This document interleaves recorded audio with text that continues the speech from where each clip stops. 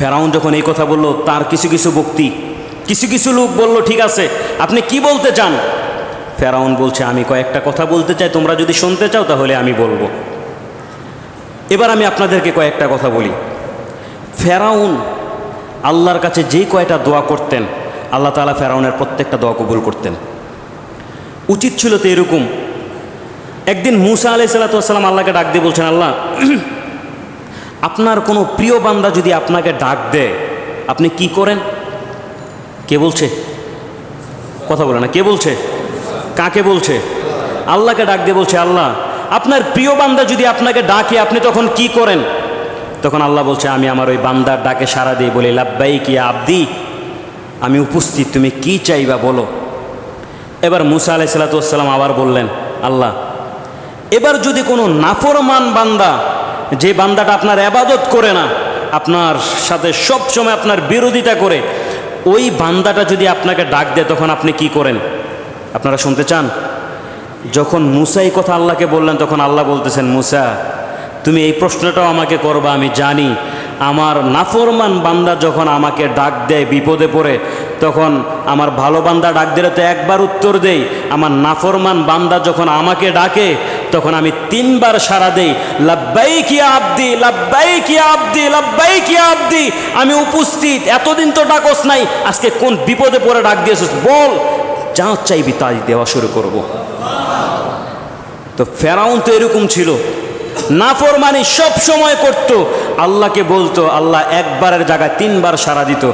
হযরতে মূসা বললেন, আল্লাহ ভালো মানুষ ডাকলে একবার সাড়া দেন, খারাপ মানুষ ডাকলে 3 বার সাড়া দেন, উচিত তো এটা ছিল।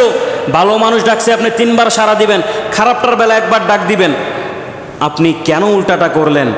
আল্লাহ বলছেন, মূসা রে, আমার যে বান্দাটা নেক আমল করে, ওই বান্দাটা তার নেক আমলের উপরে একটা বিশ্বাস থাকে, ভরসা থাকে, তারপরে সে আমাকে ডাক দেয়। কিন্তু যে নাফরমান বান্দাটা আমাকে রব বলে ডাক দিয়েছে, তার আমলের উপরও ভরসা করে না, দুনিয়ার কারো উপরে সে ভরসা করে না, আমি রবের উপরে ভরসা রেখেই আমাকে ডাক দেয়। এতটা ভরসা যখন আমার বান্দা আমার উপরে করে, তখন আমি বসে থাকতে পারি না, আমি আমার বান্দার ডাকে তখন 3 বার সাড়া দিয়ে দিই। এই ফেরাউন প্রত্যেক দিন রাত্রে এরকম করত। দিনের বেলা লোকের সামনে তার আত্মগম্ভীরতা দেখাতো, রাত্রিবেলা সে পাহাড়ের পাদদেশে চলে যেত, ওই জায়গার মধ্যে যায়া চোখের পানি ছেড়ে ছেড়ে কান্না করত। একবার তার এক লোক দেখে ফেলছে তাকে, বলছে, ওই জায়গার মধ্যে, পাহাড়ের ওই জায়গার মধ্যে যাই যে দেখলাম আপনি কান্না করতেছেন কেন? তখন বলতেছে, না আমি তো এমনি গেছিলাম, আমার ওই এলাকার মধ্যেও কিছু জিন জাতি আছে, তাদেরও তো খোদা আমি, তাদের কথাও তো আমার শোনা লাগে, তাদের কথা শোনার লেগে গেছি। কয় না, দেখছি তো মাথাটা নিচে নিয়ে রাখছেন, আপনাকে যেমনি সেজদা দেয় আপনি কাকে সেজদা দেন? এই কথা যখন ফেরাউনকে প্রশ্ন করছে, তখন ফেরাউন, কিছু কিছু সময় মানুষ আবেগে অনেক কথা বইলে ফেলে, পরবর্তীতে চিন্তা করে কিরে কি বইলে ফেললাম, এরকম হয় না অনেক সময়? তো ফেরাউনের অবস্থা এমন হয়ে গেছে, একটু আগে তো কেবলমাত্র সেজদা দিয়ে আল্লাহর কাছ থেকে আসছে। দেখবেন মানুষ যখন মসজিদ থেকে নামাজ পড়ে বাহির হয়, তখন ওই মানুষের মনটা কিন্তু একটু অন্যরকম থাকে। আপনার কাছ থেকে যদি টাকা বানা থাকে, আপনি মসজিদ থেকে নামাজ পড়ে বাহির হয়েছে, ভাই আমার টাকাটা, অন্যান্য সময় বেটা তোরা টাকা দেবো না, বেটা তুই অপেক্ষা বারবার উদ্দেশ্য, আর মসজিদ থেকে বাহির হইলে যদি আপনার টাকাটা চান, দেমো, আর কয়েকদিন পর অপেক্ষা করে দেমো। এটা কেন? ওই যে একটু আগে আল্লাহকে সেজদা দিয়ে গেছে, অন্তরের মধ্যে একটা শান্তি, আবেগ বেশি। তো ফেরাউন তখন আবেগে বইলা ফেলছে, আরে দিনের বেলা তো আমি তোদের সামনে রব হই, কিন্তু রাত্রে যে আমার প্রকৃত রব, যে তাকে আমি সেজদা দিই। এত আসতে বললেন সুবহানাল্লাহ। ফেরাউন প্রত্যেক দিন রাত্রিবেলা আল্লাহর কাছে যায় বলতো, আল্লাহ, তার যখনই বিপদ হতো, দিনের বেলা তো আর যেত না, রাত্রেবেলা ওই পাহাড়ের পাদদেশে যায় আল্লাহকে ডাকতো, আল্লাহর কাছে বলতো, আর আল্লাহর কাছে বলতো, আল্লাহ একটু মন চায় রব হইতে, কেমন কেমন জানি একটু শান্তি লাগে, সবাই সেজদা দেয়, রব বলে ভালো লাগবে, তুমি গজব দিও না, দোয়াটা কবুল করে নাও। আল্লাহ বলছে, ঠিক আছে, আমার বিরোধিতা তুই করবি, আমার কাছে দোয়া চাস, যা কবুল করে নিলাম, লোকেরা তোকে বলতে থাকুক। একবার ফেরাউন নীল নদের পাশে বসা, জিব্রাইলকে আল্লাহ তাআলা পাঠাইলেন, যাও ফেরাউনের সাথে একটু কথা বলে আস। জিব্রাইল আসলেন, ফেরাউনের সাথে কথা বললেন। তো বলতে বলতে একটা সময় ফেরাউনকে ডাক দিয়ে বলল, ফেরাউন শোনো, কি তুমি তো এই এলাকার রব? হ্যাঁ আমি তো এই এলাকার রব। তোমার বিরোধিতা যদি কেহ করে, অর্থাৎ তুমি যে রব, তুমি রবের বিরোধিতা যদি কেহ করে, তাহলে তাকে তুমি কি শাস্তি দিবা? আমার মনে চায় যদি আমি জানতে পারি তাকে দইরা নীল নদের পানির মধ্যে চুবাইয়া মারব। জিবরাইল চলে গেলেন। আসলে আল্লাহ তাআলা জানতে চাইছেন যে রবের বিরোধিতা কেহ যদি করে, এতদিন তো প্রত্যেক দিন রবের কাছে দোয়া করতে যা, তোর সর্বশেষ কাজটাও রবের মতোই তোর মুখের দোয়া দিয়ে আল্লাহ কবুল করছে। ফেরাউনের মৃত্যু কোথায় হয়েছে? জোরে বলেন, কোথায় হয়েছে? কার কথার মাধ্যমে? ফেরাউনের কথার মাধ্যমে। কার কথার মাধ্যমে? ফেরাউনের কথার মাধ্যমেই। আজকেও যারা মাঝে মাঝে নিজেকে একটু কোরআনের বিরুদ্ধে যায় চলাফেরা করতে ভালো লাগে, ফেরাউনের কাছ থেকে শিক্ষা নেন। আজকেও যারা নিজেকে নিজে রবের বিপরীতে যায় খোদা দাবি করতে, ইসলামের বিরুদ্ধে কাজ করতে ভালো লাগে, নমরুদের কাছ থেকে শিক্ষা নেন। আজকে যারা কোরআন হাদিসের বিরুদ্ধে যায় কথা বলতে ভালো লাগে, তারা ফেরাউন নমরুদের কাছ থেকে শিক্ষা নেওয়া উচিত। চিল্লায় বলেন ঠিক কিনা? যত বড় ক্ষমতা ছিল, যত দাম্ভিকতা ছিল, যত শক্তি ছিল, আল্লাহ তাআলা এক নমরুদকে দেখাইয়া দিয়েছেন, সামান্য মূসা দিয়ে জুতা পিটা করে হত্যা করেছে তাকে। আর তুমি তো কিচ্ছু না, ফেরাউনের মতো না, আবু জাহেলের মতো না।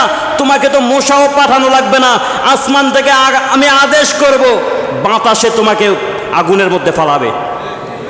মাঝে মাঝে দেখা যায় নতুন নতুন নতুন নাস্তিক বাহির হয়।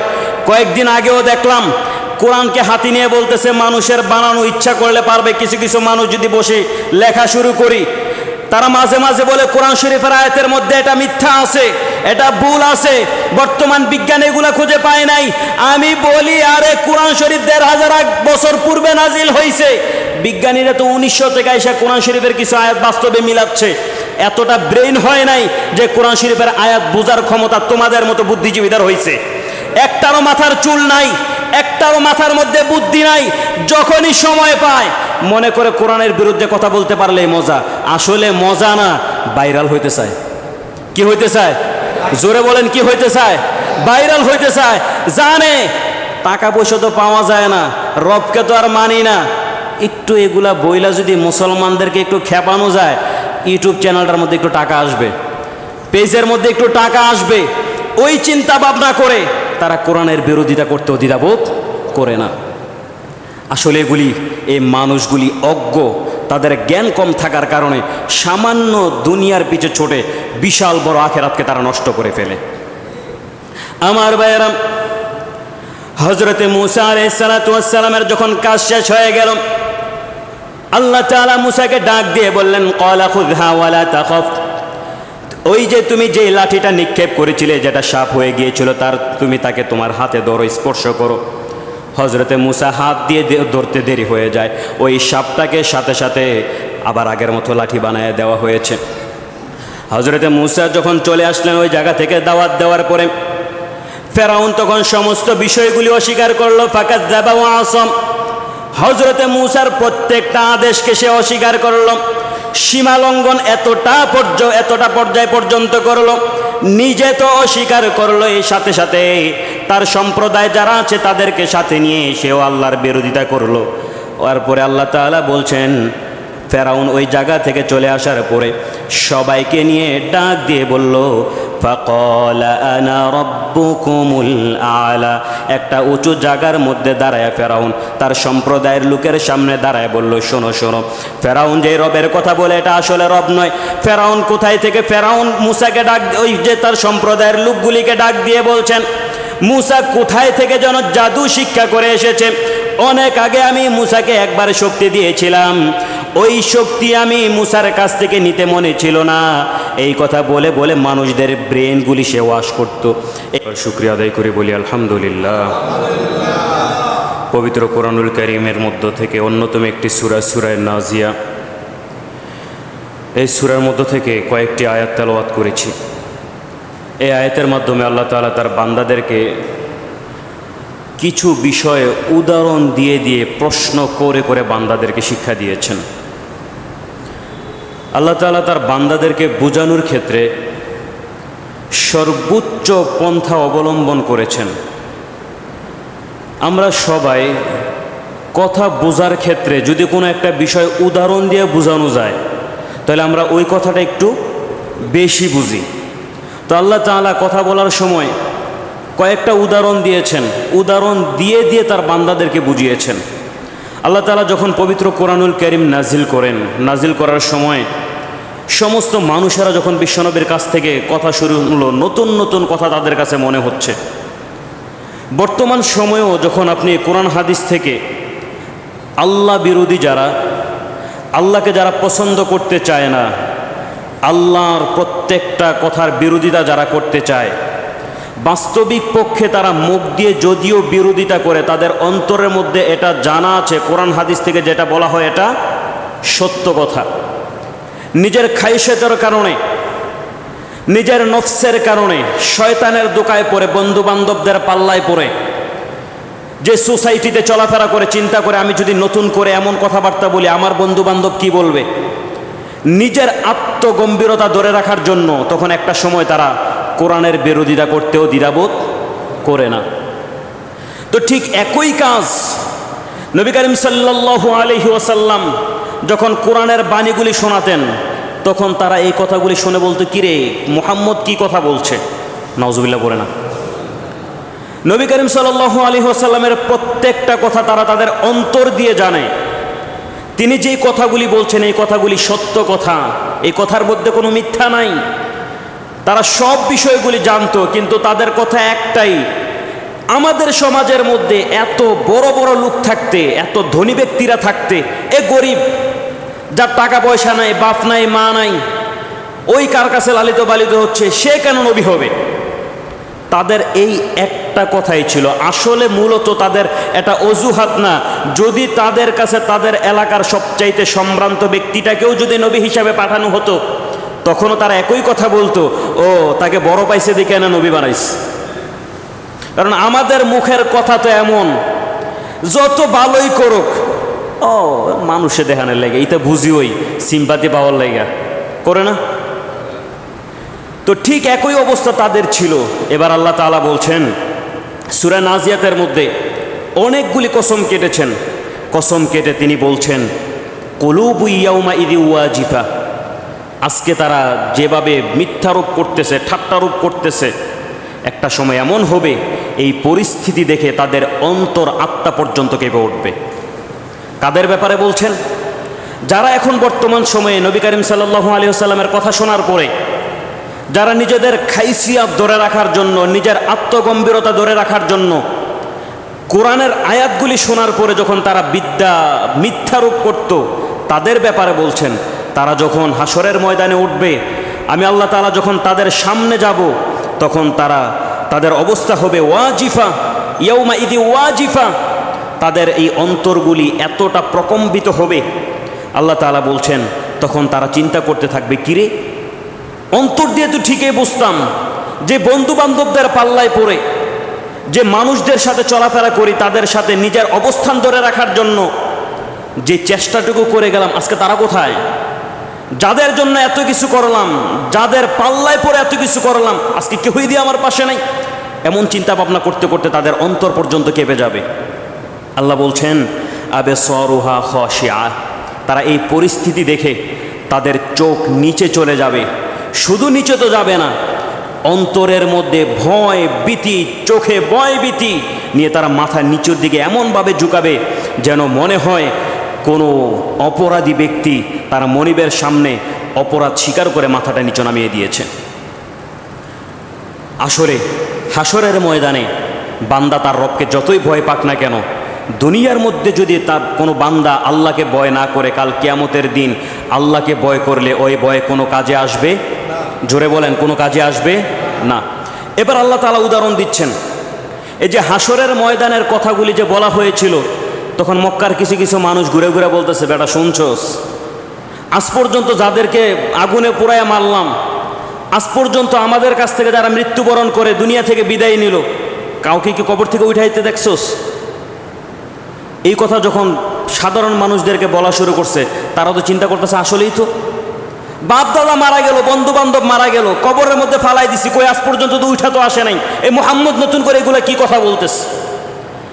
এই কথাগুলি যখন তারা বলছে, আল্লাহ তাআলা তখন বলছেন ইয়াকুলুনা আইন্না লামারদুদুনা ফিল হাফিরা, তারা তাদের মুখের ভাষাগুলি আল্লাহ তাআলা বলছেন ইয়াকুলুনা, তারা বলছেন আইন্না লামারদুদুনা ফিল হাফিরা, আমরা কি আবার আগের অবস্থায় ফিরে আসব? আইদা কুন্না ইদামান নাখিরা, যখন আমাদের অবস্থা এমন হবে আমাদের হাড্ডি পর্যন্ত গোস্ত পর্যন্ত গলে যাবে, এরপরে আমরা পুনরায় ফিরে আসব। এই কথাগুলি তারা সাধারণ মানুষদেরকে বলে বলে বুঝাতো যে মুহাম্মদ ও তো পাগল হয়ে গেছে, নাউজুবিল্লাহ বলে না, ও তো পাগল হয়ে গেছে, নতুন নতুন কথা বলতেছে। দেখ তোদেরকে একটা উদাহরণ দেয়, বাস্তব প্রমাণ। এই যে মুহাম্মদ বলতেছে কাল কিয়ামতের দিন, পরকালে নাকি বলে আমরা উঠব, তোরা বুঝ জানে, তোদের জ্ঞান আছে, তোরা বলতো দেখ আজ পর্যন্ত যাদেরকে কবর দিছস তোদের কাছ থেকে বিদায় নিছে কেউ ফিরে আসছে? তারা বলছে না। এই যে বস মুহাম্মদ যে আমাদের কাছে কথাগুলি বলতেছে মিথ্যা মনে হচ্ছে না? তখন তারা বলছে হ তাই তো মনে হয়, কারণ তারা তো বাস্তব লজিক দেখাইছে।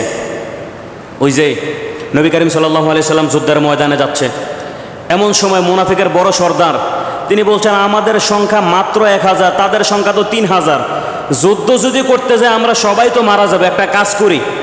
তো তার লগে যারা আছে তারা বলতেছে কি কাজ করা যায় বলেন তো আপনি? বলছে শোন একটা ভালো বুদ্ধি দিই, মুহাম্মদ যুদ্ধের ময়দানে যুদ্ধ করতে যাচ্ছে আল্লাহর ধর্ম দুনিয়ার মধ্যে প্রতিষ্ঠিত করার জন্যই তো। হ্যাঁ, আল্লাহর ধর্ম প্রতিষ্ঠিত করতে। আচ্ছা এবার একটু ঠান্ডা মাথায় চিন্তা করে দেখ, 1000 মানুষের বিরোধিতা করতে আসছে 3000 মানুষ, এরা যখন যুদ্ধ করতে আসবে আর আমাদের কাছে কিছু নাই, সামান্য কিছু ঘোড়া হাতি আর ওট আছে, আর কিছু তলোয়ার আছে, আর যারা আসতেছে প্রত্যেকটা ব্যক্তি ওট আর ঘোড়া নিয়ে আসতেছে, প্রত্যেকের হাতে তলোয়ার আছে। যদি যুদ্ধ করতে যায় আমরা 1000 মানুষে তো কচু কাটা করে লাইব। এখন আল্লাহর দিন দুনিয়ার মধ্যে কায়েম করবে কেডায়? কথা কি মিথ্যা হইতেছে এদের? মুনাফিকের কথা, কথার দলিল আছে কিন্তু, যুক্তি তো ঠিক। 3000 মানুষের সামনে কি 1000 মানুষ কি পাইরা ওঠা সম্ভব? আরে কথা বলে না, সম্ভব? তাদেরকে বুঝাইতেছে 3000 মানুষের সামনে যে আমরা যুদ্ধ করতে যাবো আমাদের আছেটা কি? এমনিতেই তো মারা যাবো, যদি সবাই মারা যায় তাহলে আল্লাহর দিন দুনিয়ার মধ্যে কায়েম করবে কেটায়? এটা কে বলতেছে? মুনাফিক বলতেছে, আব্দুল্লাহ ইবনে উবাই ইবনে সুলুল। এদিক দিয়ে নবী করিম সাল্লাল্লাহু আলাইহি ওয়াসাল্লাম যুদ্ধের ময়দানে পৌঁছে গেছে, আর তার কাছে আল্লাহ নবী 250 জন সাহাবী দিয়ে তাকে নেতা বানায় পাঠাইছে। এখন এই কথা যখন সে বলছে সবাই তো চিন্তা করতেছে আসলেই তো ঠিক, তাহলে কি করা যায়? কয়েকটা কাজ করি, সবাই যদি মারা যায় আল্লাহর ধর্ম তার দুনিয়ার মধ্যে কায়েম করা যাবে না, যারা গেছে তারা মারা যাক, আমরা যে 250 মানুষ আছি নতুন করে আল্লাহর ধর্ম কায়েম করব। এই কথা কি মিথ্যা আছে? যুক্তি ঠিক আছে না? তো তারা এই যুক্তি দিতেছে, মানুষদেরকে জানাচ্ছে এই যে এতগুলা মানুষ টইলে গেছে, একজনকেও কি দেখছো ফিরে আসতে? না দেখলাম না তো। এই যে মিথ্যা কথা যে বলতেছে আর প্রমাণ দেওয়া লাগবে? নাউজুবিল্লাহ বলে না। তখন হেরা চিন্তা করতেছে আসলেই তো ঠিক, যারা বুদ্ধি বেশি, বুদ্ধিজীবী যারা হয় এরা মাথার মাঝখানে একটু ফাঁকা থাকে। কি থাকে? ফাঁকা থাকে, জ্ঞান কম থাকে, মস্তিষ্ক কম থাকে। চোখ দিয়ে যদি 1000 মানুষও দেখে, আরে বেটা তুই এটা ভুল করতেছিস, কারে না বেটা আমি বুদ্ধিজীবী, সবাই কয়। কেডায় কয়? সবাই কয়। জিজ্ঞাসা করে কেডায়? কই? ওই আছে। কয় ভাই আপনার এতগুলা কথা বলছে, আমরা এতগুলা মানুষ, আপনি এমনি অপমান হয়ে আসলেন, কিচ্ছু কইলেন না। কয় তোরা তো খুঁজে পাই নাই। কারে শুধু আপনি আঘাত করে দেখতেন, আমরা সবাই আসছিলাম আপনার লগে। হেতারার কথা শুন না, ঠিক আছে একবার কাজে লাগ দেখেছে, আঘাত করছে, মারছে এক থাপ্পড়, আমার পিছনে তো লোক আসবোই, পিছনে হাত দিয়ে কইতেছে তোরা আয়। এখন আর লোক কথা বলে না, লোক ওই জায়গার মধ্যে এমন চেঁচা চেঁচছে, পরে যায় কইতেছে তোরা যদি খুঁজে পাইলাম না রে, কয় পেটটা একটু সমস্যা ছিল, পিঠটা একটু ব্যথা ছিল, না হয় আপনারা যে কাজ করছে সুস্থ থাকলে তারা দেখাই দিলাম বলে আরেকবার আপনি আঘাত করবেন, আমরা সবাই যাবো। মানে কি আরেকবার তারা মাইর খাওয়ানোর ধান্দা করতেছে। তো একই কাজ তারাই করতেছে। যখন এই সমস্ত কথাগুলি তারা বলতেছে, বলার পরে তারা সবাই চিন্তা করলো আসলেই তো আর মুহাম্মদের কথা মানা যাবে না। এরপরে তারা বলছে ক্বালু তিলকা ইযান কাররাতুন খাসিরা। কিছু কিছু মানুষ বলছে ঠিক আছে তার কথা মাইনা নিলাম, আজ পর্যন্ত তো কোনোদিন মিথ্যা কথা বলতে দেখি নাই, 40-45 বছর হয়ে গেল মিথ্যা কথা তো বলে নাই, ঠিক আছে একটু মাইনা নেই, যদি আমরা পুনরায় ফিরে আসা লাগে তাহলে তো আমাদের অবস্থাটা অত বেশি ভালো হবে না। কারণ চোর জানে সে কি চুরি করেছে, ব্যক্তি জানে সে কি গুনাহ করেছে, প্রত্যেকটা নফস জানে আমি কি আল্লাহর বিরোধিতা করেছি। যদি পুনরায় ফিরাই আসা লাগে, মুহাম্মদ যে বলেছে আল্লাহর সামনে দাঁড়ায়া হিসাব দেওয়া লাগবে। এটা তো বাস্তব কথা, সত্যি কথা। যদি আমরা পুনরায় ফিরে আসি তাহলে তো আমাদের অবস্থা খারাপ হয়ে যাবে, এটা তো আমাদের জন্য অনেক কঠিন অবস্থা হয়ে যাবে, লোকসান হয়ে যাবে। এই কথাগুলি যখন তারা বলা শুরু করলো কিছু কিছু মানুষ, তখন বলতেছে আরেকটু গভীরে যাও তো দেখি, কথাটা একটু চিন্তা করো তো। আমরা এতগুলি গুনাহ করলাম, আবার ফিরে আসলাম, আল্লাহর সামনে দাঁড়ালাম, নিজের গুনার ব্যাপার আল্লাহর সামনে বললাম, অবস্থাটা কি হয়? এবার আল্লাহ তাআলা বলছেন ফা ইন্নামা হিয়া জাজরাতু ওয়াহিদা, এই যে তোমরা যে চিন্তা ভাবনাগুলি করতেছো এগুলা কোনো কিছু না, তোমাদেরকে সতর্ক করে দেওয়া হচ্ছে, ধমক দেওয়া হচ্ছে। কারণ কিছু কিছু সময় যখন কোনো বাচ্চা ভুল করে তাকে মাথায় হাত দিয়ে বুঝায় দেয়, বাবা ভুল করিস না, ঠিক আছে যাক একটা ভুল হয়ে গেছে আর ভুল করিস না। কিছুদিন পরে যখন আবার একই ভুল করে তখন ডাক দেয় না, বলে তোরা না ওই দিন মাফ করে দিলাম, ঠিক আছে ছোটো মানুষ দা মাফ করে দিলাম। এবার যখন 3 নাম্বার ভুলটা করে তখন আর এটা বলে না, তখন জরিমানা করে শাস্তি দেয়, এলাকার মাঝখানে সবার সামনে দাঁড় করায় অপমান করে, কারণ দুইবার তাকে ছাড় দেওয়া হয়েছে। এবার আল্লাহ তাআলা বলছেন যে তোমাদেরকে নবী করিম সাল্লাল্লাহু আলাইহি সাল্লাম এতভাবে আদেশ করলো, এত কিছু জানালো, তারপরও যেহেতু তোমাদের উপকারে আসে নাই, তবে মনে রাখবা ফা ইন্নামা হিয়া জাজরাতু ওয়াহিদা, তোমাদের জন্য এই যে কথাগুলি বলছি এগুলো আমি দমক স্বরূপ বলছি, তোমাদেরকে আঘাত করে বলছি, তোমরা চিন্তা করো, তোমরা বুঝো, এখান থেকে তোমরা শিক্ষা লাভ করো। আমার ভাইয়েরা, এবার আমি আপনাদের কাছে কয়েকটা বিষয় জানাই। বর্তমান সময়ে মানুষ যা কিছু আবিষ্কার করে, আবিষ্কার করার আগে তার একটা প্রতিবিম্ব মানুষ তৈরি করে, ওই প্রতিবিম্ব দেখে মানুষ একটা জিনিস বানায়। যেমন বর্তমান সময়ে যে জেট ফাইটারগুলো বানিয়েছে যুদ্ধের ময়দানে যুদ্ধ করার জন্য, এগুলা তারা ঈগল দিকে তাকায় তারা তার আকৃতির নমুনা তৈরি করেছে। তার মানে জেট ফাইটার যুদ্ধের বিমান তৈরি করার জন্য তার আগের প্রতিবিম্ব হচ্ছে সেই চিল, আসমানের মধ্যে যে পাখিগুলি উড়ে, তার বডি সে কীভাবে ব্যালেন্স করে, নিজের অবস্থান কিভাবে ধরে রাখে, সে উপর থেকে এক ডানায় সে কীভাবে জমিনের মধ্যে পড়ে, তার ভারসাম্য সে কীভাবে রক্ষা করে, বিজ্ঞানীরা তার কাছ থেকে গবেষণা করে আজকে তারা জেট ফাইটার বানিয়েছে। তার মানে পৃথিবীর মধ্যে বিজ্ঞানীরা যা কিছু করেছে, মানুষ যা কিছু করেছে, তার পূর্বে একটা প্রতিবিম্ব ছিল। আরও সহজ ভাষায় বুঝাই, এই যে আমার হাতে একটা বই, এই বইটা আমি আপনাদের কাছে ছিঁড়ে একজনের কাছে দিলাম, আর আরেকজনের কাছে বললাম যে এরকম একটা বই আমাকে তৈরি করে দাও। বলেন তো ছিঁড়া বইটাকে সুন্দর করাটা সহজ না নতুন একটা বই নতুন করে লেখাটা সহজ? কথা বলেন না কেন? ছিঁড়া জিনিসটা বানানোটা সহজ, এটা ছিঁড়া একটু তালি দিয়ে দিলাম বাস, আগে কিরকম আসলে এটা তো আমার জানাই আছে, আমার মাথার মধ্যে আগে এটার একটা প্রতিবিম্ব তৈরি আছে, কিন্তু নতুন করে লিখতে হবে, কি লিখবো, কি লেখা আছে এটা তো আর আমি জানি না, ভুলও তো হইতে পারে। এবার আমি আপনাদেরকে বুঝাই, আল্লাহ তাআলা মানুষ যখন সৃষ্টি করেছেন, আল্লাহ তাআলা এই মানুষ সৃষ্টি করার আগে কোন মানুষকে দেখে আল্লাহ এই মানুষদেরকে বানাইছেন? এর আগে কোনো মানুষ ছিল? এটা কে বানাইছে? জোরে বলেন, কে বানাইছে? অন্য কোনো প্রাণীর দিকে আল্লাহ তাকানো লাগছে? এত আস্তে জবাব দিবেন না, ইমান দুর্বল হয়ে যাবে। আল্লাহ মানুষকে বানানোর আগে অন্য কোনো মানুষদের দিকে তাকানোর প্রয়োজন হয়েছিল? বিনা প্রতিবিম্বে যদি আল্লাহ তাআলা আমাকে আর আপনাকে বানাইতে পারে, মাঝখানে তো শুধুমাত্র আমার আর আপনার শরীরটার একটু পরিবর্তন হবে। একটু আগে আপনারাই বললেন সিরা জিনিসটাকে বানানোটা সহজ, আগের তুলনায় ফিরে আনাটা সহজ। আল্লাহ তাআলা তো কঠিন জিনিসটা কত আগেই কইরা ফেলছেন, আমাকে আর আপনাকে যখন সৃষ্টি করেছেন ওটাই তো বড় কঠিন ছিল, আর এখন তো আল্লাহ তাআলা শুধুমাত্র জমিন থেকে তুলবেন, এটা তো তার জন্য অনেক সহজ কাজ। এই কথাগুলি মানুষ, কিছু কিছু মানুষ বোঝা শুরু করলো, তারা চিন্তা করলো না আর করা যাবে না, এতদিন যা হয়েছে সব শেষ, এখন থেকে একজনের কথা মানবো, তিনি কে? জোরে বলেন, একজনের কথা মানবো, তিনি কে? এবার তারা বলল ফাইদা হুম বিসাহিরা হাল আতাকা হাদিসু মূসা। এবার আল্লাহ তাআলা বিশ্বনবীকে কয়েকটা ঘটনা শোনাচ্ছেন, নবী আপনার কাছে কি মূসা নবীর ঘটনা আসছে? কার ঘটনা? জোরে বলেন, কার ঘটনা? কাকে বলছেন? বিশ্বনবীকে বলছেন। কাকে বলছেন? কে বলছেন? আল্লাহ তাআলা বিশ্বনবীকে ডাক দিয়ে বলছেন, নবী আমার, আপনার কাছে কি মূসা নবীর ঘটনা এসেছে? ইয নাদাহু রাব্বুহু বিল ওয়াদিল মুকদ্দাসি তুয়া, যখন আমি মূসাকে ডাক দিয়ে পবিত্র একটা তোয়া নামক স্থানের মধ্যে নিয়ে গিয়েছিলাম, ওই জায়গার মধ্যে আমি তাকে কয়েকটা বিষয় আদেশ করেছিলাম, কয়েকটা বিষয় তাকে দিয়ে আমি তাকে সম্মানিত করেছিলাম। সুবহানাল্লাহ। আমার ভাইয়েরা, আল্লাহ রাব্বুল আলামিন পবিত্র কোরআনুল কারীমের মধ্যে মানুষদেরকে শিক্ষা দেওয়ার জন্য, উম্মতে মুহাম্মদীদেরকে শিক্ষা দেওয়ার জন্য বিশ্বনবীর কাছে কয়েকটি ঘটনার কথা তুলে ধরলেন। আল্লাহ তাআলা মুসা নবীর ব্যাপারে ডাক দিয়ে বিশ্বনবীকে ডাক দিয়ে বললেন, নবী আমার, আপনার কাছে আমি কয়েকটা ঘটনা শোনাই, যে ঘটনাগুলি কোরআন শরীফের মধ্যে থাকবে, আপনার উম্মতের জন্য অনেক উপকার হবে, অনেক ফায়দা হবে। ইদনাদাহু রাব্বুহু বিল ওয়াদিল মুকদ্দাসি তুয়া, এমন একটা সময় ছিল যেই সময়টায় আমি মুসাকে ডাক দিয়ে আমার পবিত্র নামক একটা স্থানের মধ্যে নিয়ে গিয়েছিলাম। ইযহাব ইলা ফিরআউনা ইন্নাহু তাগা, কয়েকটা বিষয় তাকে দিয়ে আমি তাকে সম্মানিত করেছিলাম, আর তাকে একটা আদেশ করেছিলাম, সে যেন ফেরাউনের দরবারে যায়। জোরে বলেন, কার দরবারে? জোরে বলেন। আল্লাহ তাআলা মুসা নবীকে ডাক দিয়ে বললেন, নবী আমার, ফেরাউন অনেক অবাধ্য হয়ে গিয়েছে, আমার প্রত্যেকটা হুকুমের সে বিরোধিতা করতেছে।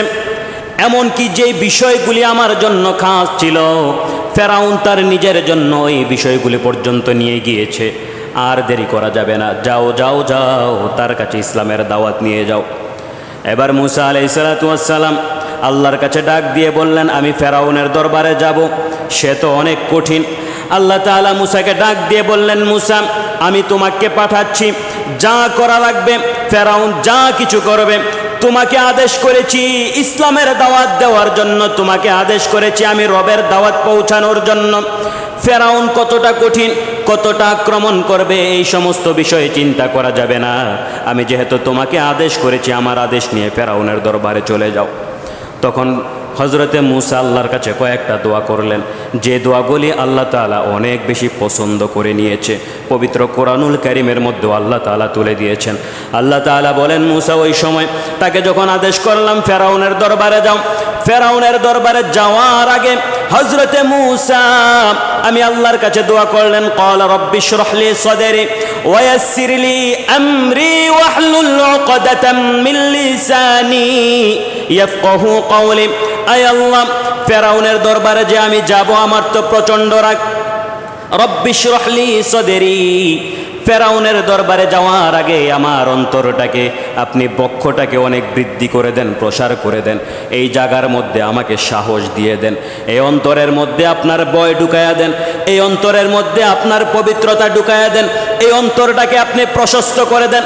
যা আদেশ করবেন, যত হুকুম দিবেন, যা কিছু বলবেন, সব কিছু পালন করার জন্য যেন আমি মুসা সব সময় প্রস্তুত হতে পারি। এই দোয়াগুলি আল্লাহর কাছে করলেন। জমিনের মধ্যে হজরতে মুসা দোয়া করলেন, আসমান থেকে হজরতে মুসার দোয়া সাথে সাথে কবুল করে নিয়েছে। আমার ভাইয়েরা, আমাদের যদি কখনো এমন হয় ভয় লাগে, যদি কখনো এমন মনে হয় আমি গুছাইয়া কথা বলতে পারি না, মুখের মধ্যে জড়তা বেশি, কখনো যদি এমন মনে হয় আল্লাহর কোনো বিষয়ে মানতে অনেক ভয় লাগে, রাষ্ট্রশক্তি মনে হয় আমার বিরুদ্ধে চলে যাবে, মনে হয় আমি এমন কোনো কাজ করে ফেলবো যেই কাজটা সমাজের বিরোধিতা চলে যেতে পারে, এমনও হতে পারে এমন কোনো কাজ আমি করে ফেলতে পারি যেই কাজের কারণে এলাকার মানুষ, সমাজের মানুষ, দেশের মানুষ আমাকে অনেক আঘাত করে কথা বলতে পারে। এমন ভয় যদি ভিতরে চলে আসে, আমরা সকলে একজনের কাছে দোয়া করব, তিনি কে? যদিও আমাদের কাজগুলি ভুল হয়ে যায়, আল্লাহর কাছে দোয়া করলে আমাদের ভুল কাজগুলি সংশোধন করে ভালো কাজ করার তৌফিক দান করে দিবে কে? আমার ভাইয়েরা, হযরতে মুসা আলাইহিস সালাতু ওয়াস সালাম যখন আল্লাহর কাছে দোয়া করলেন, দোয়া করতে দেরি হয়ে যায়, আল্লাহ কবুল করে নিলেন। সাথে সাথে মুসাকে জানায় দিলেন, মুসা, প্রচণ্ড রাগ তোমার ভিতরে রয়েছে, তবে মনে রাখবা রাগ নিয়ে ফেরাউনের সামনে যাওয়া যাবে না। ফাকুলা লাহু কাওলাল লাইয়িনাল লাআল্লাহু ইয়াতাযাক্কারু আও ইয়াখশা। মনে রাখবা তুমি ফেরাউনের দরবারে যখন যাবা, তোমার সাথে তোমার ভাই হারুনকে নিয়ে যাবা, তবে মনে রাখবা কর্কশ ভাষায় ফেরাউনের কাছে কিছু বলা যাবে না, তাকে সুন্দরভাবে মিষ্টি মিষ্টি কথা বলবে। হযরতে মুসা আলাইহিস সালাতু ওয়াস সালাম আল্লাহর এই আদেশটা শুনলেন, তিনি মানলেন, ফেরাউনের দরবারে চলে গেলেন। ফেরাউনকে ডাক দিয়ে বললেন, ফেরাউন, তোমার কাছে কয়েকটা বিষয় নিয়ে আসলাম, তুমি কি জানো তুমি যেই কাজগুলি করছো ওই কাজগুলি খোদা বিরোধী হয়ে যায়, তোমার কাজগুলি আল্লাহ তাআলা অনেক নারাজ হয়ে রয়েছে, এই কাজগুলি থেকে ফিরে আসতে হবে। ফেরাউন বললেন, তুমি কোন কাজের কথা বলছো? হজরতে মূসা বললেন, তুমি তোমার নিজেকে খোদা বলে যে দাবি করছো, ওটা একমাত্র রবের জন্য খাস, তোমার জন্য খাস নয়। আমি তোমার কাছে আসলাম তোমাকে দাওয়াত দেওয়ার জন্য। যত ভুল কাজ করেছো সমস্ত ভুল কাজ থেকে তুমি ফিরে আসবা। যদি পবিত্র হতে চাও আমার কথাগুলি অনুসরণ করো, আমি আমার জ্ঞান দিয়ে তোমাকে পথ দেখায় তোমার রবের কাছে নিয়ে যাব। হজরতে মূসার কথা শোনার পরে ফেরাউন তখন বলল, আমার তো এমন কোনো বিষয় জানা ছিল না, আমি ছাড়া পৃথিবীর মধ্যে আরো কোনো রব আছে নাকি? ফাহাশারা ফানাদা, ফেরাউন তার সমস্ত লোকগুলিকে ডাক দিয়ে বললেন, শোনো শোনো, ওই যে মূসা যে আমার হাতে আমার ঘরে লালিত পালিত হয়েছিল, ওই মূসা নতুন করে কোন রবের কথা যেন নিয়ে এসেছে আমার কাছে। আমার তো জানা নাই আমি ছাড়া তোমাদের আর কোনো রব আছে নাকি। লোকদেরকে এবার প্রশ্ন করলো, তোমাদের কি জানা আছে নাকি আমি ছাড়া কোনো রব আছে নাকি? কারণ ফেরাউন জানে আমার সম্প্রদায়ের মধ্যে আমার ডাকে যারা আমার দরবারে হাজির হয়েছে প্রত্যেকে আমার কথা শুনতে বাধ্য। কারণ কিছু কিছু সময় এমন হয়, নেতার অনুসরণ করার জন্য, নেতার সিম্পাতি পাওয়ার জন্য নেতার পা পর্যন্ত টিপা শুরু করে।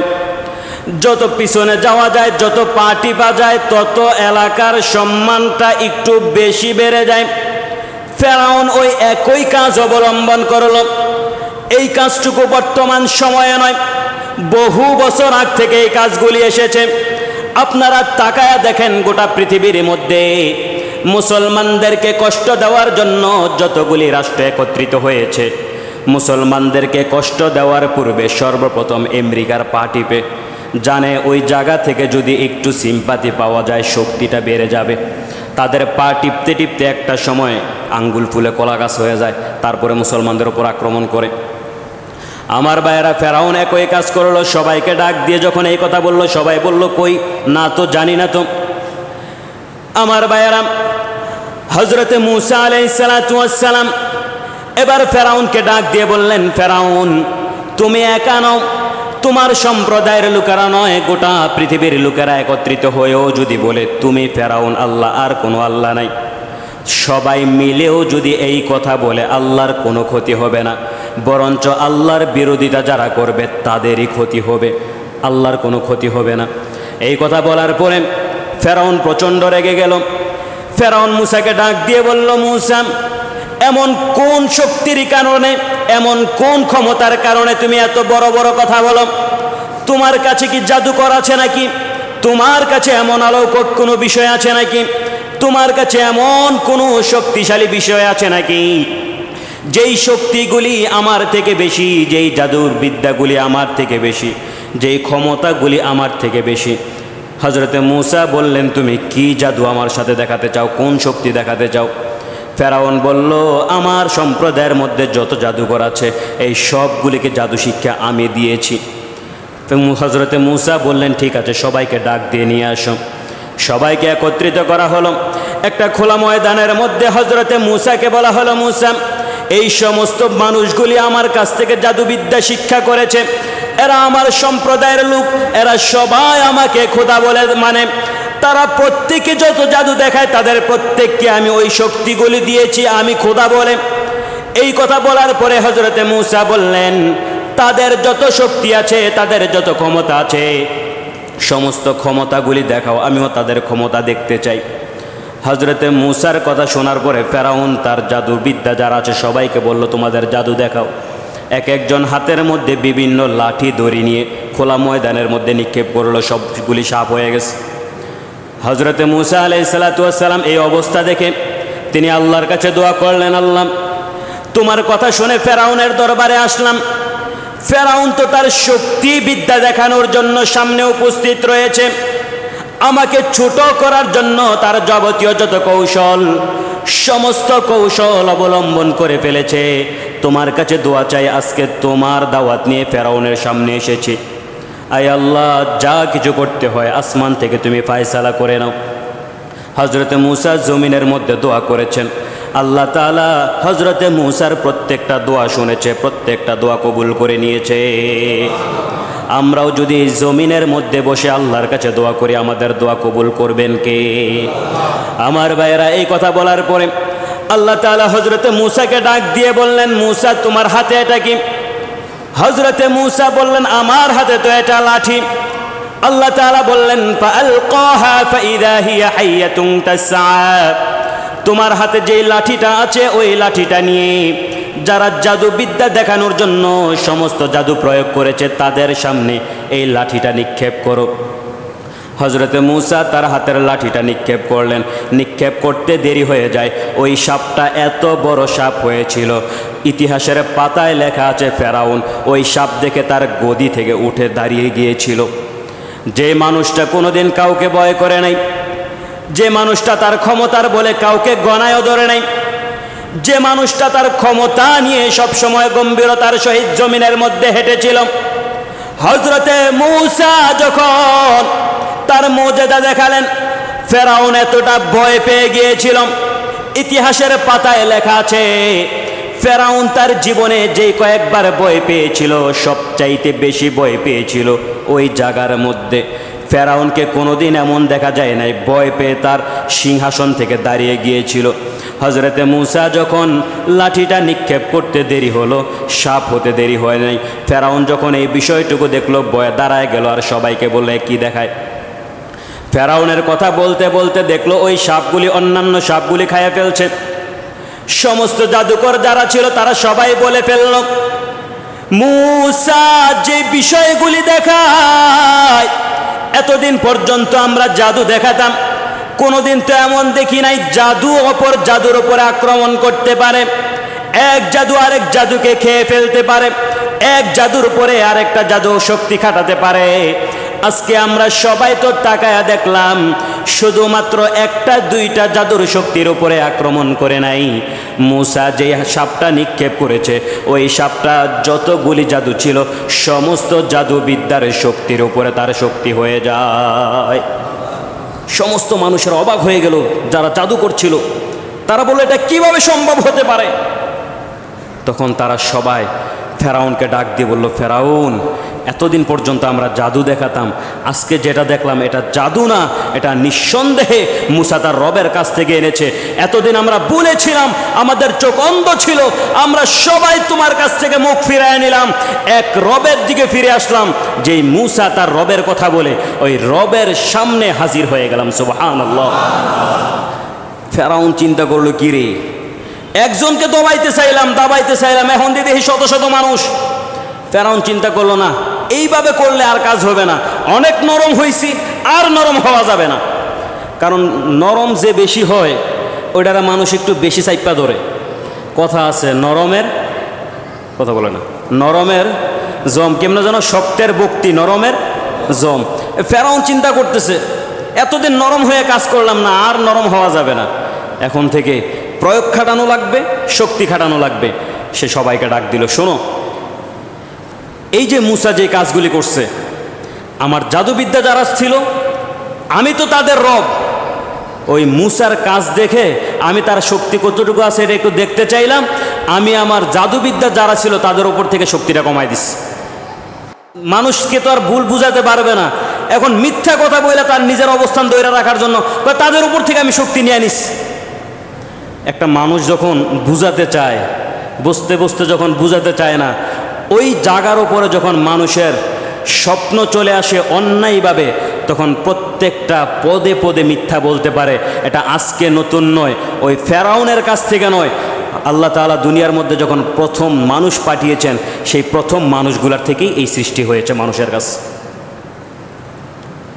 তো ফেরাউন যখন এই কথা বলল, তার কিছু কিছু বক্তি, কিছু কিছু লোক বলল, ঠিক আছে আপনি কি বলতে চান? ফেরাউন বলছে, আমি কয়েকটা কথা বলতে চাই, তোমরা যদি শুনতে চাও তাহলে আমি বলবো।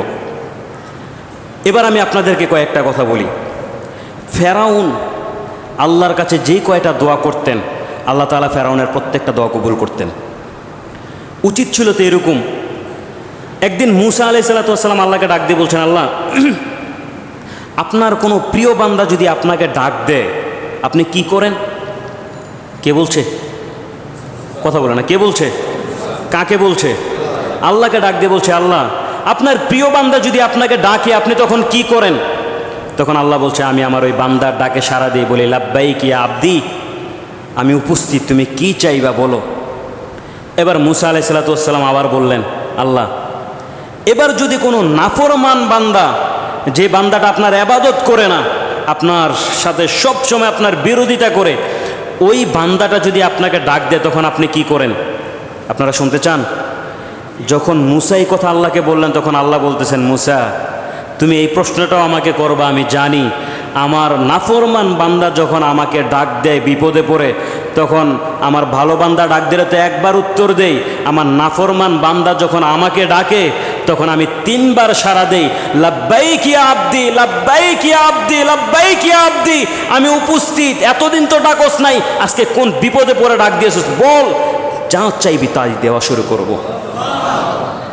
তো ফেরাউন তো এরকম ছিল, নাফরমানি সব সময় করত, আল্লাহকে বলতো, আল্লাহ একবারের জায়গায় 3 বার সাড়া দিত। হযরতে মুসা বললেন, আল্লাহ, ভালো মানুষ ডাকলে একবার সাড়া দেন, খারাপ মানুষ ডাকলে 3 বার সাড়া দেন, উচিত তো এটা ছিল, ভালো মানুষ ডাকছে আপনি 3 বার সাড়া দিবেন, খারাপটার বেলা একবার ডাক দিবেন, আপনি কেন উল্টাটা করলেন? আল্লাহ বলছেন, মুসা রে, আমার যে বান্দাটা নেক আমল করে, ওই বান্দাটা তার নেক আমলের উপরে একটা বিশ্বাস থাকে, ভরসা থাকে, তারপরে সে আমাকে ডাক দেয়। কিন্তু যে নাফরমান বান্দাটা আমাকে রব বলে ডাক দিয়েছে, তার আমলের উপরও ভরসা করে না, দুনিয়ার কারো উপরে সে ভরসা করে না, আমি রবের উপরে ভরসা রেখেই আমাকে ডাক দেয়। এতটা ভরসা যখন আমার বান্দা আমার উপরে করে, তখন আমি বসে থাকতে পারি না, আমি আমার বান্দার ডাকে তখন 3 বার সাড়া দিয়ে দিই। এই ফেরাউন প্রত্যেক দিন রাত্রে এরকম করতো, দিনের বেলা লোকের সামনে তার আত্মগম্ভীরতা দেখাতো, রাত্রিবেলা সে পাহাড়ের পাদদেশে চলে যেত, ওই জায়গার মধ্যে যায়া চোখের পানি ছেড়ে ছেড়ে কান্না করত। একবার তার এক লোক দেখে ফেলছে, তাকে বলছে, ওই জায়গার মধ্যে, পাহাড়ের ওই জায়গার মধ্যে যাই যে দেখলাম আপনি কান্না করতেছেন কেন? তখন বলতেছে, না, আমি তো এমনি গেছিলাম, আমার ওই এলাকার মধ্যেও কিছু জিন জাতি আছে, তাদেরও তো খোদা, আমি তাদের কথাও তো আমার শোনা লাগে, তাদের কথা শোনার লেগে গেছি। কয়, না, দেখছি তো মাথাটা নিচে নিয়ে রাখছেন, আপনাকে যেমনি সেজদা দেয় আপনি কাকে সেজদা দেন? এই কথা যখন ফেরাউনকে প্রশ্ন করছে, তখন ফেরাউন, কিছু কিছু সময় মানুষ আবেগে অনেক কথা বইলে ফেলে, পরবর্তীতে চিন্তা করে, কিরে কি বইলে ফেললাম, এরকম হয় না অনেক সময়? তো ফেরাউনের অবস্থা এমন হয়ে গেছে, একটু আগে তো কেবলমাত্র সেজদা দিয়ে আল্লাহর কাছ থেকে আসছে। দেখবেন মানুষ যখন মসজিদ থেকে নামাজ পড়ে বাহির হয়, তখন ওই মানুষের মনটা কিন্তু একটু অন্যরকম থাকে। আপনার কাছ থেকে যদি টাকা বানা থাকে, আপনি মসজিদ থেকে নামাজ পড়ে বাহির হয়েছে, ভাই আমার টাকাটা, অন্যান্য সময় বেটা তোরা টাকা দেবো না, বেটা তুই অপেক্ষা বারবার উদ্দেশ্য, আর মসজিদ থেকে বাহির হইলে যদি আপনার টাকাটা চান, দেমো, আর কয়েকদিন পর অপেক্ষা করে দেমো। এটা কেন? ওই যে একটু আগে আল্লাহকে সেজদা দিয়ে গেছে, অন্তরের মধ্যে একটা শান্তি, আবেগ বেশি। তো ফেরাউন তখন আবেগে বইলা ফেলছে, আরে দিনের বেলা তো আমি তোদের সামনে রব হই, কিন্তু রাত্রে যে আমার প্রকৃত রব, যে তাকে আমি সেজদা দিই। এত আসতে বললেন সুবহানাল্লাহ। ফেরাউন প্রত্যেক দিন রাত্রিবেলা আল্লাহর কাছে যায় বলতো, আল্লাহ, তার যখনই বিপদ হতো, দিনের বেলা তো আর যেত না, রাত্রেবেলা ওই পাহাড়ের পাদদেশে যায় আল্লাহকে ডাকতো, আল্লাহর কাছে বলতো, আর আল্লাহর কাছে বলতো, আল্লাহ, একটু মন চায় রব হইতে, কেমন কেমন জানি একটু শান্তি লাগে, সবাই সেজদা দেয়, রব বলে ভালো লাগবে, তুমি গজব দিও না, দোয়াটা কবুল করে নাও। আল্লাহ বলছে, ঠিক আছে, আমার বিরোধিতা তুই করবি, আমার কাছে দোয়া চাস, যা, কবুল করে নিলাম, লোকেরা তোকে বলতে থাকুক। একবার ফেরাউন নীল নদের পাশে বসা, জিব্রাইলকে আল্লাহ তাআলা পাঠাইলেন, যাও ফেরাউনের সাথে একটু কথা বলে আস। জিব্রাইল আসলেন, ফেরাউনের সাথে কথা বললেন। তো বলতে বলতে একটা সময় ফেরাউনকে ডাক দিয়ে বলল, ফেরাউন শোনো, কি তুমি তো এই এলাকার রব? হ্যাঁ, আমি তো এই এলাকার রব। তোমার বিরোধিতা যদি কেহ করে, অর্থাৎ তুমি যে রব, তুমি রবের বিরোধিতা যদি কেহ করে, তাহলে তাকে তুমি কি শাস্তি দিবা? আমার মনে চায় যদি আমি জানতে পারি, তাকে দইরা নীল নদের পানির মধ্যে চুবাইয়া মারব। জিব্রাইল চলে গেলেন। আসলে আল্লাহ তাআলা জানতে চাইছেন যে রবের বিরোধিতা কেহ যদি করে, এতদিন তো প্রত্যেক দিন রবের কাছে দোয়া করতে, যা তোর সর্বশেষ কাজটাও রবের মতোই তোর মুখের দোয়া দিয়ে আল্লাহ কবুল করছে। ফেরাউনের মৃত্যু কোথায় হয়েছে? জোরে বলেন, কোথায় হয়েছে? কার কথার মাধ্যমে? ফেরাউনের কথার মাধ্যমে। কার কথার মাধ্যমে? ফেরাউনের কথার মাধ্যমেই। আজকেও যারা মাঝে মাঝে নিজেকে একটু কোরআনের বিরুদ্ধে যায় চলাফেরা করতে ভালো লাগে, ফেরাউনের কাছ থেকে শিক্ষা নেন। আজকেও যারা নিজেকে নিজে রবের বিপরীতে যায় খোদা দাবি করতে, ইসলামের বিরুদ্ধে কাজ করতে ভালো লাগে, নমরুদের কাছ থেকে শিক্ষা নেন। আজকে যারা কোরআন হাদিসের বিরুদ্ধে যায় কথা বলতে ভালো লাগে, তারা ফেরাউন নমরুদের কাছ থেকে শিক্ষা নেওয়া উচিত। চিল্লায় বলেন ঠিক কিনা? যত বড় ক্ষমতা ছিল, যত দাম্ভিকতা ছিল, যত শক্তি ছিল, আল্লাহ তাআলা এক নমরুদকে দেখাইয়া দিয়েছেন, সামান্য মূসা দিয়ে জুতা পিটা করে হত্যা করেছে তাকে। আর তুমি তো কিচ্ছু না, ফেরাউনের মতো না, আবু জাহেলের মতো না। তোমাকে তো মূসাও পাঠানো লাগবে না, আসমান থেকে আমি আদেশ করব, বাতাসে তোমাকে আগুনের মধ্যে ফালাবে। মাঝে মাঝে দেখা যায় নতুন নতুন নতুন নাস্তিক বাহির হয়। কয়েকদিন আগেও দেখলাম কোরআনকে হাতি নিয়ে বলতেছে মানুষের বানানো ইচ্ছা করলে পারবে। কিছু কিছু মানুষ যদি বসে লেখা শুরু করি, তারা মাঝে মাঝে বলে কোরআন শরীফের আয়াতের মধ্যে এটা মিথ্যা আছে, এটা ভুল আছে, বর্তমান বিজ্ঞান এগুলা খুঁজে পায় নাই। আমি বলি আরে কোরআন শরীফ ১,৫০০ বছর পূর্বে নাজিল হয়েছে, বিজ্ঞানীরা তো ১৯০০ থেকে এসে কোরআন শরীফের কিছু আয়াত বাস্তবে মিলাচ্ছে। এতটা ব্রেইন হয় নাই যে কোরআন শরীফের আয়াত বোঝার ক্ষমতা তোমাদের মতো বুদ্ধিজীবীদের হয়েছে। একটারও মাথার চুল নাই, একটারও মাথার মধ্যে বুদ্ধি নাই। যখনই সময় পায় মনে করে কোরআনের বিরুদ্ধে কথা বলতে পারলেই মজা। আসলে মজা না, ভাইরাল হইতে চায়। কি হইতে চায়? জোরে বলেন, কি হইতে চায়? ভাইরাল হইতে চায়। জানে টাকা পয়সা তো পাওয়া যায় না, রবকে তো আর মানি না। একটু এগুলা বইলা যদি মুসলমানদেরকে একটু খেপানো যায়, ইউটিউব চ্যানেলটার মধ্যে একটু টাকা আসবে, পেজের মধ্যে একটু টাকা আসবে, ওই চিন্তা ভাবনা করে তারা কোরআনের বিরোধিতা করতে দ্বিধাবোধ করে না। আসলে এগুলি, এই মানুষগুলি অজ্ঞ, তাদের জ্ঞান কম থাকার কারণে সামান্য দুনিয়ার পিছে ছোটে বিশাল বড় আখেরাতকে তারা নষ্ট করে ফেলে।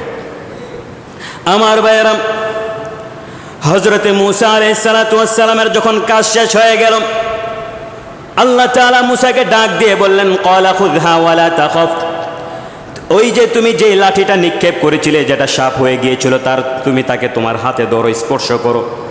হযরতে মূসা হাত দিয়ে ধরতে দেরি হয়ে যায়, ওই সাপটাকে সাথে সাথে আবার আগের মতো লাঠি বানায় দেওয়া হয়েছে। হযরতে মূসা যখন চলে আসলেন ওই জায়গা থেকে দাওয়াত দেওয়ার পরে, ফেরাউন তখন সমস্ত বিষয়গুলি অস্বীকার করলো। ফাকাযযাবা ওয়া আসাম, হযরতে মূসার প্রত্যেকটা আদেশকে সে অস্বীকার করলো। সীমালঙ্ঘন এতটা পর্যায় পর্যন্ত করলো, নিজে তো অস্বীকার করলো, এই সাথে সাথে তার সম্প্রদায় যারা আছে তাদেরকে সাথে নিয়ে সেও আল্লাহর বিরোধিতা করলো।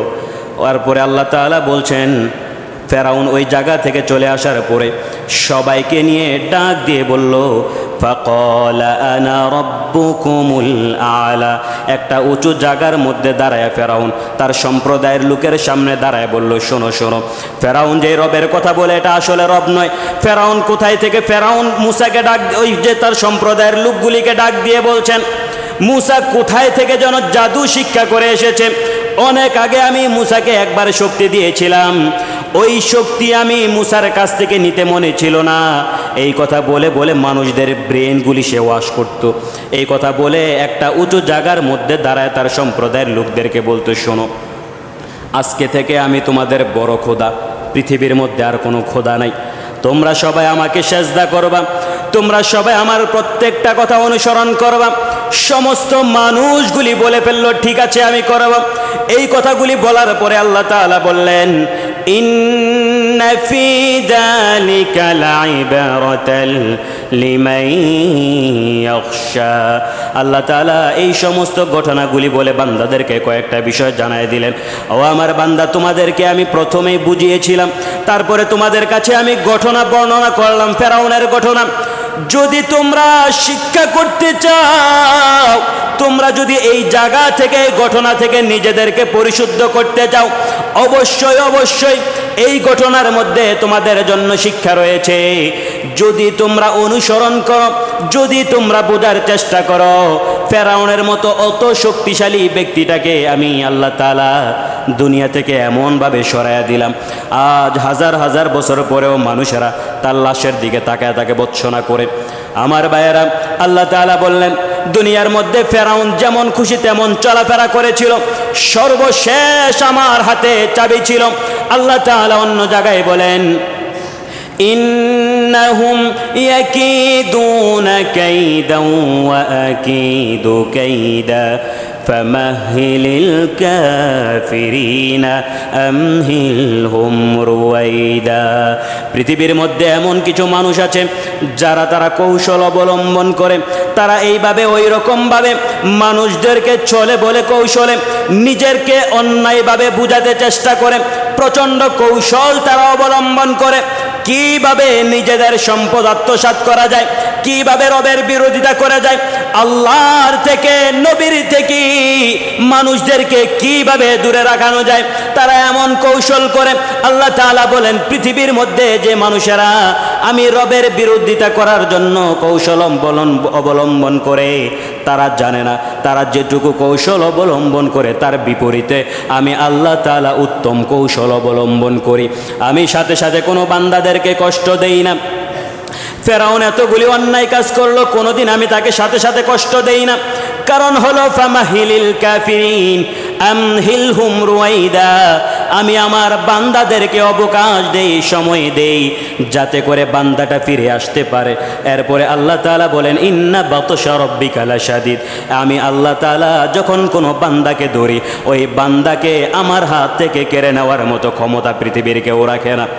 আমার ভাইয়েরা, আল্লাহ তাআলা ওই বিষয়গুলি পবিত্র কুরআনুল কারীমের মধ্যে জানালেন।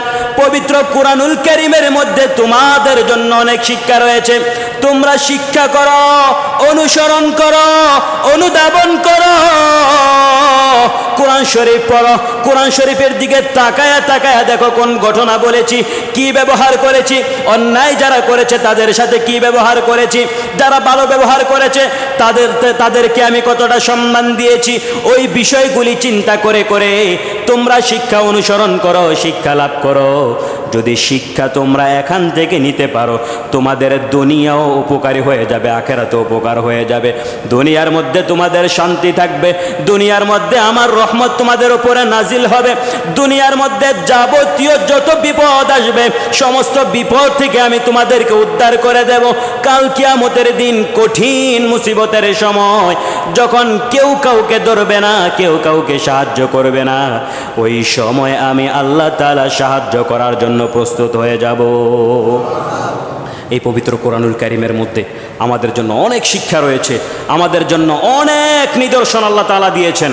আমরা যেন এই নিদর্শন অনুসরণ করতে পারি, এই নিদর্শনগুলি আমরা মানতে পারি, এই নিদর্শনগুলি যদি আমরা অনুধাবন করি, আল্লাহ তাআলা আরশে আজিম থেকে আমাদের অন্তরের মধ্যে রহমত ঢেলে দিবেন, পবিত্রতা ঢেলে দিবেন, ইসলামের প্রতি মায়া ঢেলে দিবেন, রবের প্রতি সেজদা আনুগত্যতার প্রতি আমাদের অন্তরকে ঝুঁকাইয়া দিবেন। আমরা ইনশাল্লাহ পারবো না? জোরে বলেন, পারবো না? আর কোরআন শরীফ যা বলবে আমরা তাই শোনার চেষ্টা করবো ইনশাআল্লাহ। ফেরাউন একটা কাজ করেছিল, মূসা যা নিয়ে গিয়েছিল সে অবাধ্যতা হয়েছে। কি করেছে? অবাধ্য হয়েছে। অবাধ্য শুধুমাত্র হয় নাই, সে তার বিপরীতে কৌশল অবলম্বন করেছে। কি করেছে? কৌশল অবলম্বন করেছে। মনে রাখবেন, আল্লাহর গজব থেকে যদি বেঁচে থাকতে চান দুনিয়াতে এবং কাল কিয়ামতের দিন, দুইটা কাজ করবেন না। প্রথমত হচ্ছে আপনি আল্লাহর কাজ মানতে পারেন বা না পারেন, আপনি আপনার নিজের উপরে ছেড়ে দিয়ে রাখবেন। আমি অনেকবার বলেছি, আমি নামাজ পড়তে পারি না, ঠিক আছে, এটা আমার দোষ, এটা আমার ব্যর্থতা, আমি পারতেছি না, এটা আমার দোষ। কিন্তু অন্য মানুষ নামাজ পড়বে, তাকে নিয়ে হাসি ঠাট্টা করব না। আল্লাহ যে আদেশ করেছেন, আদেশ যদি না মানতে পারি চুপ করে বসে থাকবো। ওই আদেশের বিরোধিতা করার জন্য যেটা ফেরাউন করেছিল, অতটা সাহস, অতটা স্পর্ধা আমরা আল্লাহর সাথে দেখাবো? জোরে বলেন, দেখাবো? যদি না দেখাই তাহলে আল্লাহ তাআলা আমাদেরকে বলছেন, ওই যে বলছেন সফল করে দেব, কদ আফলাহা মান যাক্কাহা, সফল করে দেব, সফলতা হয়ে গিয়েছে। আমার হুকুম মানার পরে আমার কোনো বান্দা যদি এটা মেনে নিতে পারে, ঠিক আছে, আল্লাহর আদেশ, এটা আমার মানার জন্য আমার উপরে ফরজ হয়ে গিয়েছে, কিন্তু আমি পারতেছি না, আমার ব্যর্থতা। আর যদি কোনো বান্দা বলে ব্যর্থতা তো আছেই, অন্য কোনো বান্দাকে নিষেধ করবে, ওই যে ফেরাউনের ওপর আল্লাহ যে গজব পাঠিয়েছেন, এমনও হতে পারে ফেরাউনের থেকে বড় গজবটা আমাদের উপরে আসতে পারে। এই কারণে আমরা আল্লাহর বিরোধিতা, জোরে বলেন, করব? ইসলামের বিরোধিতা, জোরে বলেন, নবীর বিরোধিতা যে করতে চায় আমরা তাদেরকে সুযোগ করে দিব। পারবো তো ইনশাল্লাহ? মাঝে মাঝে এমন দেখা যায় নামাজ আগে পড়তো না, হঠাৎ করে মসজিদে নামাজ পড়তেছে, হঠাৎ করে মাথার মধ্যে টুপি লাগায় চলাফেরা করতেছে। আগে সে সবসময় খারাপ কথা বলতো, উল্টাপাল্টা কথা বলতো, দেখা যেত একজনে আরেকজনের মধ্যে ঝগড়া লাগাই দিত। তো হঠাৎ করে মসজিদে এসে নামাজ পড়তেছে, মাথার মধ্যে টুপি লাগাইছে, এখন সে দিনের কথা বলে, ভালো কথা বলে, তখন পিছনের কথা ডাক দিয়ে নিয়ে আসে, বেটা তুই ইসলামের দাওয়াত দেস, ভালো কথা কস, তোর ইতিহাস কি জানি না? বলে কি বলে না? জোরে বলেন। এই যে আপনি এই কথাটা যে তাকে বললেন, এক নাম্বার হচ্ছে আপনি আল্লাহর বিরোধিতা করলেন, দ্বিতীয়ত হচ্ছে আপনি সে যে কাজটা করতেছে তাকে পর্যন্ত আপনি ওই কাজটা করতে তাকে আপনি বিরোধিতা করতেছেন, অর্থাৎ ওই জায়গা থেকে ফিরে আসার জন্য তাকে আপনি এরকম কৌশল অবলম্বন করতেছেন। এটা আমরা জোরে বলেন করব? আল্লাহ তাআলা আমাদের সবাইকেই তার প্রত্যেকটা হুকুম মানার তৌফিক দান করুক, সকলে বলুন আমিন। তার প্রত্যেকটা আদেশ নবী করিম সাল্লাল্লাহু আলাইহি ওয়াসাল্লাম তার দেখানো রাস্তায় আমরা সবাই যেন আমাদের জীবনটাকে অতিবাহিত করতে পারি, আল্লাহ তাআলা সেই তৌফিক দান করুক, সকলে বলুন আমিন। ওয়া আখিরু দাওয়ানা আলহামদুলিল্লাহি রাব্বিল আলামিন।